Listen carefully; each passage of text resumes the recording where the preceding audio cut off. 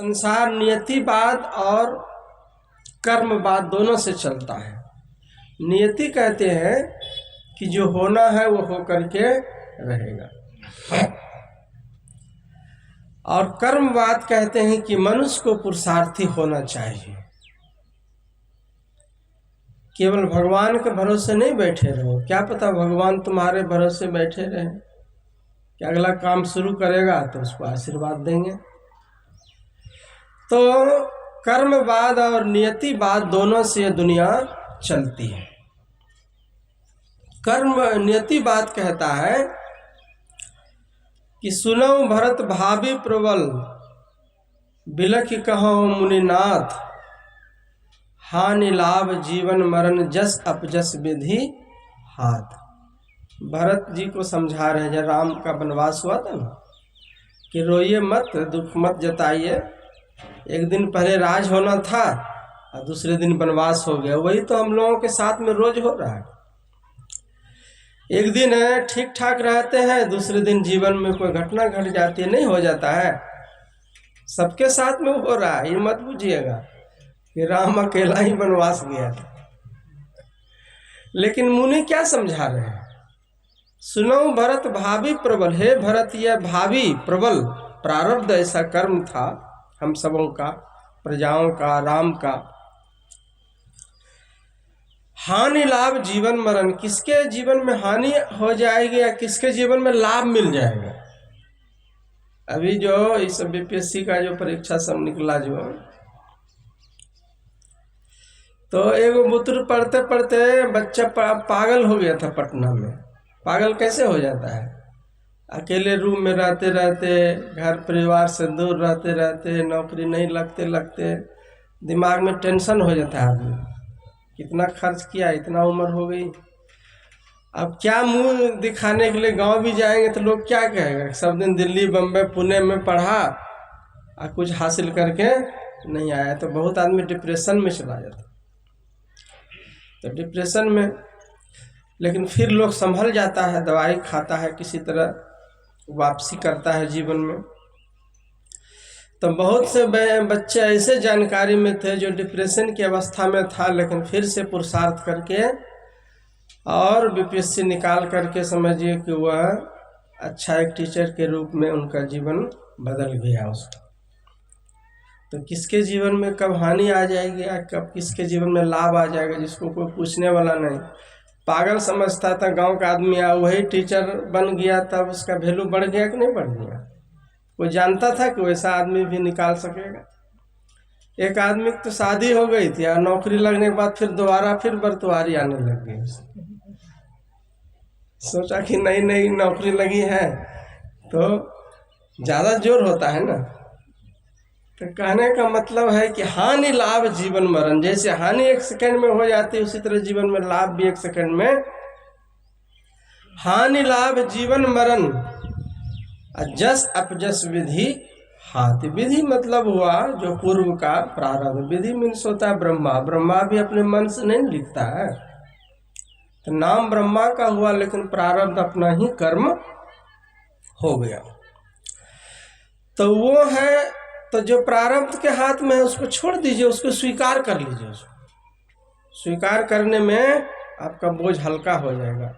अपने को दोष काहे दीजिएगा? जिस कर्म में आपका हाथ नहीं था, खास करके अभी, तो दोष दे करके अपने को दुखी मत कीजिए, समय बदल जाएगा। लेकिन अभी जो कर्म आप कर सकते हैं उसको आप निश्चित ही कीजिए। अभी आप क्या क्या कर सकते हैं? सत्संग में आ सकते हैं। जैसे अभी सत्संग हो रहा था, आपको जानकारी मिली तो आप आ गई, आपके हाथ में था। आपने अगर गुरु दीक्षा नहीं लिया है या अपने बाल बच्चों को सत्संग से जोड़ना है, तो वो आप समाज को जोड़ सकते हैं, अपने परिवार को जोड़ सकते हैं, खुद भी जुड़ सकते हैं। यह सब आपके हाथ में है। इसीलिए कहा कि सारे रसों में धर्म का रस मीठा होता है, सारे आनंदों में धर्म का आनंद श्रेष्ठ होता है। तृष्णा को मारने से सब दुख नष्ट होता है। लोग दुखी क्यों है? तृष्णा के कारण दुखी है। ये काम नहीं हो रहा है, दिमाग में बहुत टेंशन चल रहा है, कब होगा? जब तक नहीं होगा तो इसके दिमाग में टेंशन चलते रहता है। जो चीज़ आप ठान लेते हैं और दिमाग में घूमते रहता है, क्यों घूमता है? हम लोग जिद्दी क्यों हो जाते हैं? हो ही जाना चाहिए, जब तक नहीं होगा तब तक हम सुखी नहीं हैं। इस तरह तो आपने कितने कामों को ठाना है, याद है बचपन से? कितना बार ड्रीम बदला है आपने, जो एम है अपना जीवन का गोल। बचपन में थे तो लगता था कि पढ़ाई में अच्छा नंबर हो जाएगा तो माँ बाप शाबाशी देंगे, खुश हो जाएगा। उस समय वही टेंशन था। फिर नौकरी लग गई, नौकरी नहीं लग रही थी तो उसका टेंशन था, फिर नौकरी लग गई। लेकिन जैसे जैसे जो चीज़ आपको मिलता है आप उससे आगे बढ़े चले जाते हैं।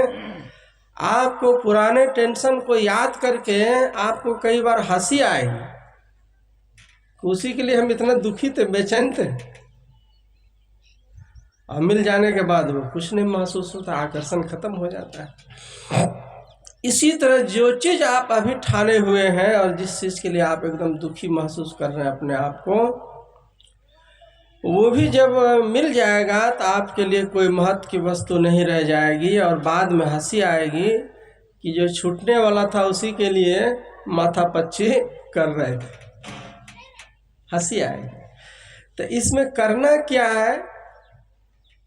सहज रूप से कर्म को करते रहना है, भगवान पर भरोसा रखते हुए स्वयं टेंशन से मुक्त रहना है।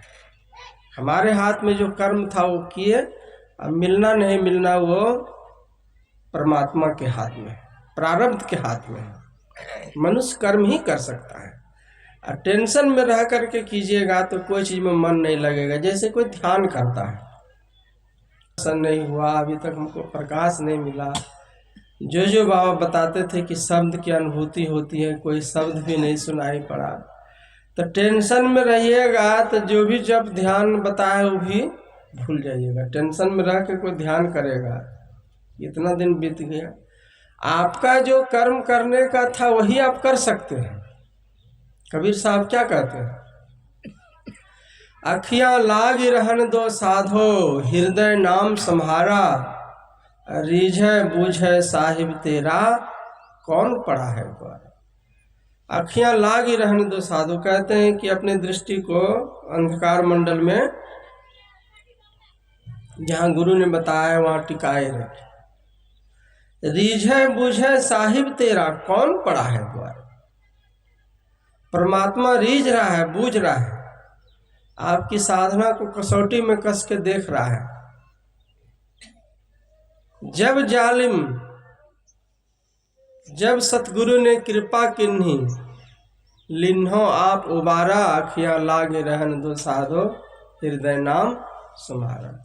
ऐसे कोई मालिक है, आप दरवाजे पर जाइए, दस्तक दीजिए, तो कभी न कभी तो मालिक निकलेगा ना। कितना देर अंदर में बैठा रहेगा? कोई आदमी धरना दे दे 2 दिन 4 दिन,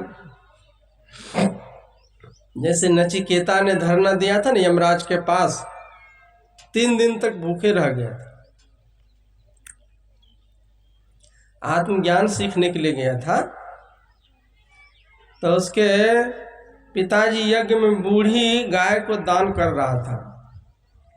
तो बच्चे ने कहा कि पिताजी, जो आखिरी जल पी चुकी है, आखिरी घास खा चुकी है, ऐसे गाय को जो दान कीजिएगा तो क्या पुण्य होगा। दान करना है तो कोई बढ़िया चीज, आप राजा आदमी है। बड़ा गुस्सा हुआ, कहा तुम हमको ज्ञान सिखाते हो। तो कहा कि मुझे जाओ, मैं भी तुमको दान कर दिया और यमराज को दान कर दिया। तो यमराज के पास वो गया, बाहर गए हुए थे, तो 3 दिनों तक इंतजार किया उसने। उनकी पत्नी ने, यम की पत्नी ने कहा कि आप मेहमान हैं, बैठिए, भोजन छाजन कीजिए। कहा कि नहीं, जिस काम से आया हूँ और जिनसे मिलने के लिए आया हूँ, जब तक उनका दर्शन नहीं होगा तो मैं हाथ पैर भी नहीं धो सकता और यहीं पर अनशन तो फिर आए, उनका दर्शन भी हुआ और विचार गोष्ठी भी। कहा कि आत्मज्ञान सीख करके क्या करोगे? लंबी उम्र का आशीर्वाद ले लो, बहुत धन दौलत, बड़ा चक्रवर्ती राजा होने का आशीर्वाद दे देते हैं। होकर के हमको यहाँ तक भेज दिया है, तो पहले उसका गुस्सा शांत हो जाए, पहले यही आशीर्वाद दीजिए। और उनको भी ज्ञान हो, सन्मति मिल जाए, ऐसा ज्ञान दीजिए। और तीसरा वही आत्मज्ञान की चर्चा किया था, जो पहले टालने की कोशिश किया कि छोटा बच्चा और आत्मज्ञान के बारे में कैसे समझ सकेगा। उसको बहुत प्रलोभन दिया, लेकिन वह किसी भी बहकावे में न आकर के आत्मज्ञान को सीखा, जो सत्संग योग में लिखा हुआ है। उसका नाम है कठोपनिषद। उसमें नचिकेता और यमराज का संवाद है। वायुर्यथैको भुवनम प्रविष्टो, जैसे वायु कभी बैलून में भरने से बैलून के आकार का हो जाता है, कभी किसी टायर के ट्यूब में भरते हैं तो उसके आकार का हो जाता है, लेकिन उसको वास्तव में कोई आकार नहीं होता है। उसी तरह आत्मा जिस जिस शरीर में जाता है उसी तरह का रूप धारण वो कर लेता है, लेकिन उसका वास्तव में कोई आकार, वो निराकार होते हैं। तो इस तरह का ज्ञान दिया। कहने का मतलब क्या है कि आप अंधकार मंडल में जब बैठते हैं ना, तो वही गुरु खोलिए वज्र कपाट अंधेरी सन्मुख की, तो वहाँ आपका साधना किया हुआ बेकार नहीं जाता है। आपको लगता है कितना दिन ध्यान किए, ध्यान में जब आप बैठ जाते हैं, कुछ अनुभूति हो अथवा नहीं हो, लेकिन बैठने का संस्कार तो मन में पड़ा ना। मन को ये ज्ञान तो हुआ ना कि कभी हम आसनी बिछा करके बैठते थे। जो जो कर्म करते हैं उसका संस्कार पड़ता है। अभी देखिए हम लोग यहाँ आए हुए हैं, तो घर से चल के आए, क्या सुने नहीं सुने, याद रहा है कि नहीं रहा, ये असली बात नहीं है। असली बात है जो मन में ये थॉट आया कि नहीं बाबा आए हैं, वहाँ काम छोड़ करके वहाँ जा करके बैठना है, यही बड़ी बात है। ये संस्कार खींच करके ले आता है, वरना सब आदमी सब जगह नहीं जा पाता। देखिए कोई मांस मछली के दुकान में लाइन लगा रहता है, कोई शराब के दुकान में, ताड़ी दारू जहाँ मिलता है वहाँ लाइन लगी होती है, और किसी का लाइन सत्संग में लगा होता है। तो यह कर्म होता है, वो उसका कर्म अलग किस्म का हो रहा है, आपका कर्म अलग किस्म का हो रहा है। उसी सत्संग में से सीख करके जब कोई ध्यान में बैठ जाता है, साधना शिविर में भाग ले लेता है हिम्मत करके, सत्संग में तो 1-2 घंटा के लिए आते हैं, कोई ध्यान शिविर में जाता है तो 1-2 दिन अधिक समय लगाता है, और वहाँ सब साधक के साथ में बैठ गए लाइन में, तो उसका संस्कार अलग हो गया। क्या मिला ये असली बात नहीं है। आपके मन में शौक हुआ ना कि सब साधक के बीच में हमको भी बैठ करके ध्यान करना है। और एक बाहर में वो कोई अभिनेता अभिनय करता है, राम सीता लक्ष्मण बनता है, तो उसकी कितनी पूछ हो जाती है। उसको लोग आदर देने लगता है, उनको लोग पैसा देने लगता है, एक्टिंग न करता है, वो वास्तव में राम लक्ष्मण तो नहीं बना है। महाभारत और रामायण का सीरियल चलता था तो लोग टीवियों को अगरबत्ती दिखाने लगते थे। उसको लगता था कि अब प्रकट होने वाला है भगवान राम। अब भगवान क्या प्रकट होगा, उधर से रोल अदा करके अब बैठ के पीछे सिगरेट पीते। लेकिन उनको जो जो डायलॉग बोलने के लिए कहा वो बोलता था, अभिनय करता था, तो उसको काफ़ी रकम भी मिलती थी अभिनय करने का। तो बाहरी अभिनय करने का जब इतना महत्व है, हम लोग अगर साधक का खाली अभिनय करें, मतलब अभिनय मतलब बुझ रहे हैं, स्वांग रचना के हम बैठे हैं, तो झूठ मूठ खेले सचमुच हो। जो आपको लग रहा था कि हम झूठ ऐसे बैठे आँख बंद करके, वो वास्तव में एक दिन सचमुच साधना में परिवर्तित हो जाता है।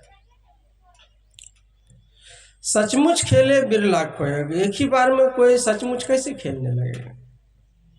कोई चाहेगा कि हम बैठे और तुरंत हमारे समाधि लग जाए, तो होता है ऐसा। अभी मैं कल पढ़ रहा था, गुरु महाराज की जीवनी लिख रहा था, तो उसमें एक साधिका का जिक्र आता है। युकुको फ्यूजता थी, वो जापान से आई हुई थी गुरु महाराज से दीक्षा लेने के लिए। तो कई जन्मों की कमाई वाली आत्मा थी, और गुरु महाराज ने यहीं से उनको दर्शन दिया था, सपने में दर्शन दिया। देखिए साधना में और संत में कितनी बड़ी शक्ति होती है। सपने में सोई हुई थी, और सपना क्या देखती है कि नदी का किनारा है, एक मंदिर है, वहाँ एक महात्मा जी खड़े हैं, और महात्मा जी को देखी तो कई बार वही सपना बार बार आवे। तो उनको लगा कि जरूर कोई इशारा मिल रहा है हमको, ऐसे महापुरुष का दर्शन करना चाहिए। कहाँ मिलेंगे? भारत में ही मिल सकता है, क्योंकि वो साधु संतों की भूमि है, तो खोजने के लिए भारत आ गए। भारत भी कोई साधारण तो है नहीं। कश्मीर से लेके कन्याकुमारी तक कितना स्टेट है, कितने जिला है, कुछ समझ में नहीं आया। एक बार तो वीजा फेल हो गया, फिर वापस चले गए।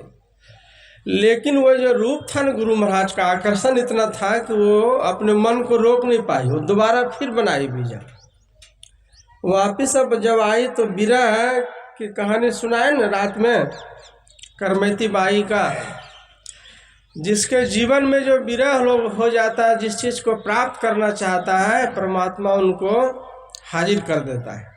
लेकिन लगन होना चाहिए आपके अंदर। दूसरे बार जब आई और लगन से हर आदमी को पूछती है, तो पूछते पूछते फिर कुप्पा घाट का उनको एड्रेस मिल गया। कहा कि जाइए, आप इतना महात्मा को ढूंढ रहे हैं, तो एक संत महर्षि में ही आश्रम में रहते हैं, उनका भी दर्शन कर लीजिए आप। संजोग से वो नहीं थे गुरु महाराज, प्रचार में गए थे सत्संग करने के लिए, लेकिन उनका स्वरूप रखा हुआ था। तो देखने के साथ तो बिहवल में वो नाचने लग गई, झूम उठी देख करके। ओह, यही महात्मा है जिनका कि मैंने जापान में दर्शन किया था सपने में, और इतने दिनों से मैं पूरे भारत में खोज रही थी, लेकिन नहीं मिल पाया था। महात्मा जी तो यहाँ आश्रम, कुप्पा घाट आश्रम में विराजे। तब कहा दर्शन कैसे होगा? तो पूछा शिष्यों से, कहा कि अभी तो आने में कई महीना देर है गुरु महाराज का। तो कई महीने बाद फिर वो आई। तो बम्बई में वो डेरा ले लिया था रहने के लिए, विदेशी लोग। तो गुरु महाराज से कहा कि दीक्षा लेना चाहते हैं। हरिद्वार अखिल भारती में गई भेंट करने, कहा कि कुप्पा घाट आइए, वहीं देंगे आपको दीक्षा। गुरु महाराज भी बहुत तरह से परीक्षा, एक तो बुलाया उनको उतना दूर से, अपने ने सूक्ष्म शक्ति से बुलाया, और 2 बार वीजा फेल हुआ। फिर तीसरे बार में कहा कि आपको यहाँ नहीं देंगे, जो कुप्पा घाट आश्रम में देंगे आप। तो वहाँ गई। जब वो दीक्षा लेकर के बैठी ध्यान में, तो पहली बार दीक्षा दे करके कुछ देर ध्यान कराया जाता है ना, तो उसी समय उसको अनुभूति हो गई। तो हिंदी कम जानती थी, तो लिख लिख करके सब बताती थी कि ध्यान जो किए तो हम ये समंदर में देखे हैं। तो किसी किसी बिरले ऐसे साधक होते हैं जो एक ही बार में वो सचमुच उनके जीवन में अनुभूति हो जाती है, ऐसा भी होता है। फिर उन्होंने कहा कि हम जब हिमालय की तरफ में घूमते थे, तो बहुत से आंतरिक नादों को मैं सुना करती थी, दोबारा नहीं आया हूँ। तो गुरु महाराज ने कहा कि ज़्यादा लोभी मत बनो। अगर एक जीवन में अगर एक बार भी लोग सुन लेता है अंतर की आवाज़ को, तो समझिए कि आत्मा की बहुत तरक्की हो गई। और तुम जानते नहीं हो कि तुम्हारे सिर पर कितना जन्मों का बोझ है, और जिस चीज़ की खोज में तुम भटक रही हो, तुम्हारे अंदर में ही वो है। तो गुरु महाराज ने बहुत आशीर्वाद दिया उनको। तो कहा कि जब भी वो दर्शन करना चाहती थी यहाँ से दीक्षा लेने के बाद, तो वहीं जापान में ही गुरु महाराज उनको दर्शन दे देते थे। तो कहने का मतलब क्या है, कई जन्मों की कमाई रहेगी तब ऐसी स्थिति आपके जीवन में आ जाएगी, लेकिन उसी कमाई को तो बढ़ाने के लिए किया जाता है। तो थोड़ा भी पुरुषार्थ, थोड़ा भी मेहनत, थोड़ा भी ध्यान, थोड़ा भी परमार्थ कार्य में लगा हुआ आपका समय कभी भी बेकार नहीं जाता है। इसको आप गांठ बांध लीजिएगा। तो रोज ध्यान कीजिए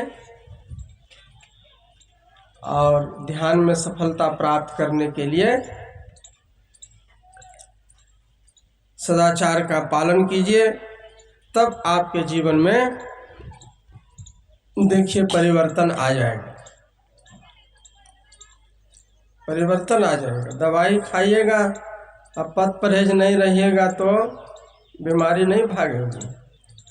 तो साधना कीजिए और सदाचार का भी पालन कीजिए, तब आपके जीवन में चमक आ जाएगा, आपके जीवन में बदलाव आ जाएगा। आप वही आदमी नहीं रहिएगा, आप परमात्मा का प्रेमी भक्त बन जाइएगा, और वो छुपने से नहीं छुपेगा।